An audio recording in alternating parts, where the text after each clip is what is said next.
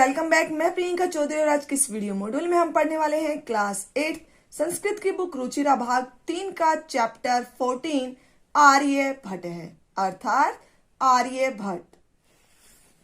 तो dear students, देखिए पाठ का हिंदी अनुवाद।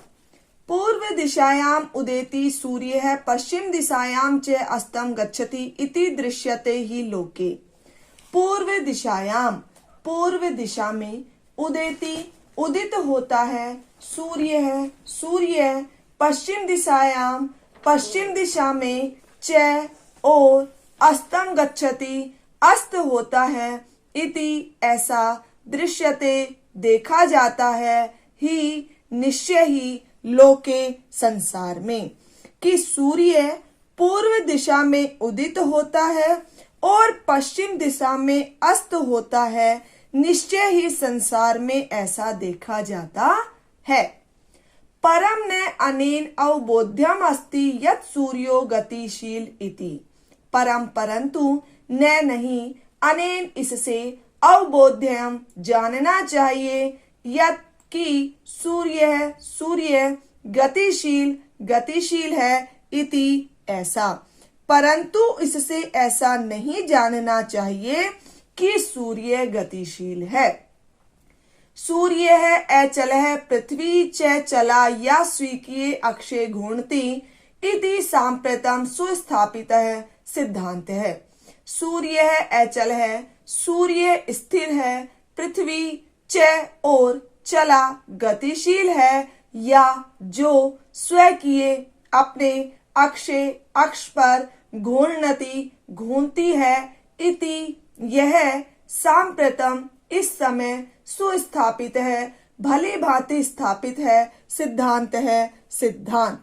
सूर्य स्थिर है और पृथ्वी गतिशील है, जो अपनी अक्ष पर घूमती है, यह सिद्धांत इस समय भली भांति स्थापित है। सिद्धांतो अयम प्रथमेन येन प्रवर्तित है, स आसीत महान गणितज्ञ ज्योतिर्विहि च आर्यभट्ट है।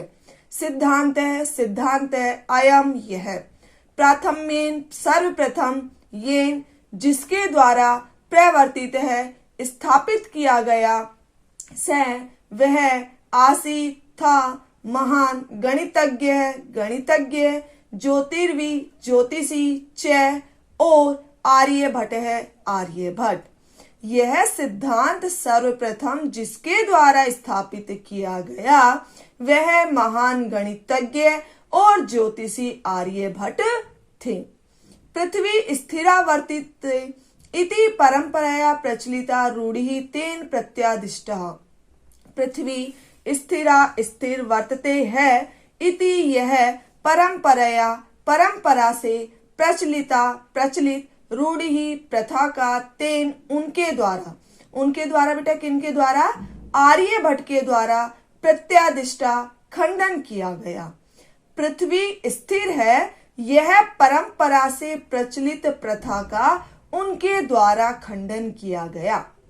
तेन उदाहरितम यत गतिशीलायाम नौकायाम उपविष्ट है मानवः नौकाम स्थिरम अनुभवति अन्यान च पदार्थान गतिशीलान अवगच्छति। तेन उन्होंने उदाहरितम उदाहरण दिया, यत की गतिशीलायाम गतिशील, नौकायाम नौका में अर्थात नाव में, उपविष्ट है बैठा हुआ, मानव है मनुष्य, नौकाम नौका के, स्थिरम अनुभवति स्थिर होने का अनुभव करता है, अन्यान दूसरे, च और पदार्थान पदार्थों को, गतिशीलान गतिशील, अवगच्छति समझता है। उन्होंने उदाहरण दिया कि गतिशील नौका में बैठा हुआ मनुष्य नौका के स्थिर होने का अनुभव करता है और अन्य पदार्थों को गतिशील समझता है। एवं एव गतिशीलायाम पृथ्व्याम अवस्थित है मानवः पृथ्वी स्थिराम अनुभवति सूर्य आदि ग्रहान च गतिशीलान वेत्ति। एवं एव इसी प्रकार ही गतिशीलायाम गतिशील पृथ्व्याम पृथ्वी पर अवस्थित है, स्थित मानव है, मनुष्य, पृथ्वी, पृथ्वी को स्थिराम, स्थिर, अनुभवती, अनुभव करता है, सूर्य आदि ग्रहान, सूर्य आदि ग्रहों को, च और गतिशीलान, गतिशील व्यक्ति जानता है अर्थात समझता है।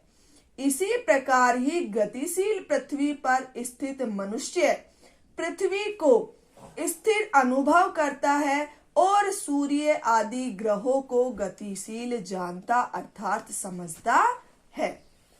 आगे देखिए बेटा, 476 तमे ख्रीस्ताब्दे षट्सप्तति अधिक चतुःशततमे वर्षे आर्यभट्टः जन्म लब्धवान् इति तेन एव विरचिते आर्यभटीयम् इत्यस्मिन् ग्रन्थे उल्लिखितम्। 476 तमे ख्रीष्टाब्दे अर्थात 476 ईस्वी में आर्यभट्ट ने जन्म लब्धवान लिया, इति ऐसा, तेन एव उनके द्वारा ही, विरचिते रचित, आर्यभटीयम इत्यस्मिन् इस ग्रंथ में उल्लिखितम उल्लेख है अर्थात वर्णन किया गया है। आर्यभट्ट ने सन 476 ईस्वी में जन्म लिया, यह उनके द्वारा ही रचित आर्यभटीयम इस ग्रंथ में वर्णन है। ग्रंथो अयम तेन त्रयोविंशति तमे वयसी विरचित है। ग्रंथो अयम, यह ग्रंथ, तेन उनके द्वारा, त्रयोविंशति तमे 23 वर्ष की वयसी आयु में विरचित है, लिखा गया। यह ग्रंथ उनके द्वारा 23 वर्ष की आयु में लिखा गया। ऐतिहासिक स्रोतो भी ज्ञायते यत् पाटलिपुत्रम निक्सा आर्यभट्टस्य वेधशाला आसीत्। ऐतिहासिक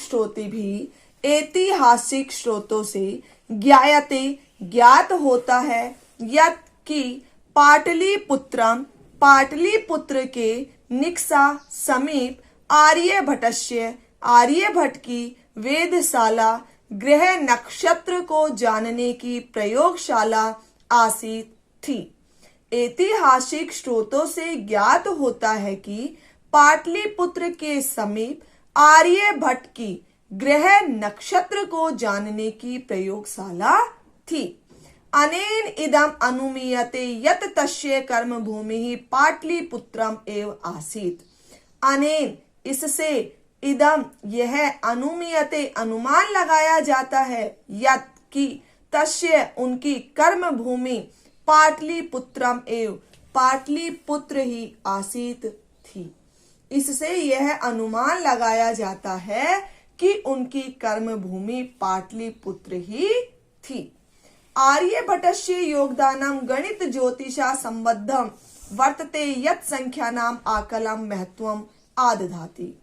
आर्यभट्ट का योगदान गणित ज्योतिषा, गणित और ज्योतिष से, संबंधित वर्तते है, यत्र, जहां, संख्याओं का, आकलन, महत्व, आदधाति रखता है।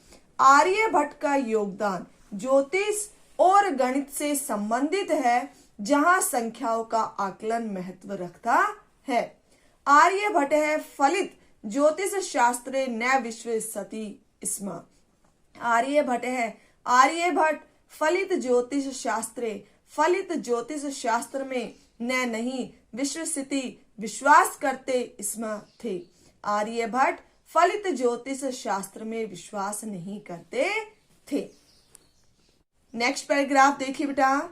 गणितीय पद्धत्या कृतम आकलनम आधृत्य एव तेन प्रतिपादितम यद ग्रहणे राहु केतु नाम कौ दानवौ न अस्ति कारणम।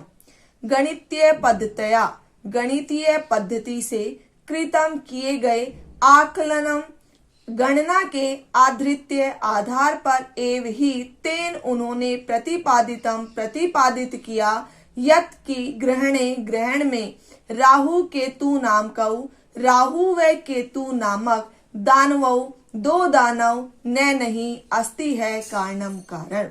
गणितीय पद्धति से किए गए गणना के आधार पर ही उन्होंने प्रतिपादित किया कि ग्रहण में राहु व केतु नामक दो दानव कारण नहीं है। तत्र तु सूर्य चंद्र पृथ्वी इति त्रीणि एव कारणानि। तत्र वहां तु तो सूर्य चंद्रमा पृथ्वी इति ये त्रीणि तीन एव ही कारणानि कारण है।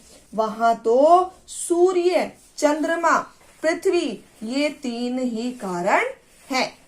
सूर्यं परितः भ्रमन्त्यः पृथिव्याः चंद्रस्य परिक्रम पथेन संयोगात् ग्रहणं भवति।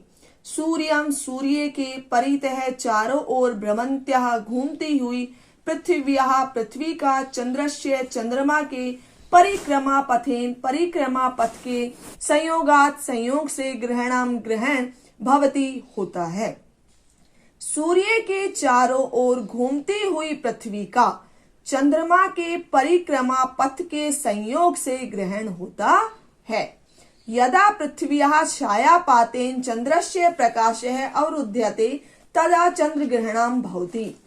यदा जब पृथ्व्याः पृथ्वी की छायापातेन छाया गिरने से चंद्रस्य चंद्रमा का प्रकाशः प्रकाश अवरुध्यते रुक जाता है तदा तब चंद्रग्रहणम चंद्रग्रहण भवति होता है।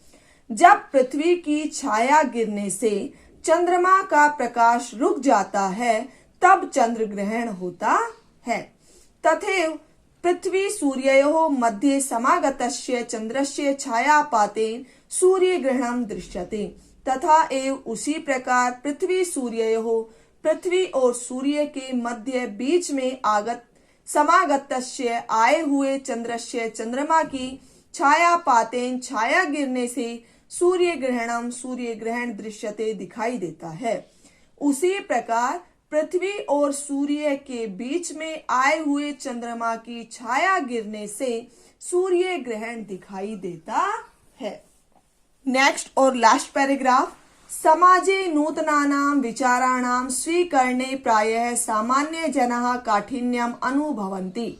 समाजे समाज में नूतनाम नए विचारों को स्वीकार करने में प्रायः सामान्य जनाः सामान्य लोग काठिन्यम कठिनता का अनुभव करते हैं। समाज में नए विचारों को स्वीकार करने में प्रायः सामान्य लोग कठिनता का अनुभव करते हैं। भारतीय ज्योतिष शास्त्रे तथैव आर्यभट्टस्य अपि विरोधः अभवत्। भारतीय ज्योतिष शास्त्र में तथैव उसी प्रकार आर्यभट्टस्य अपि आर्यभट्ट का भी विरोध अभवत् हुआ। भारतीय ज्योतिष शास्त्र में उसी प्रकार आर्यभट्ट का भी विरोध हुआ। तस्य सिद्धांतः उपेक्षितः। तस्य उनके सिद्धांतों की उपेक्षा की गई।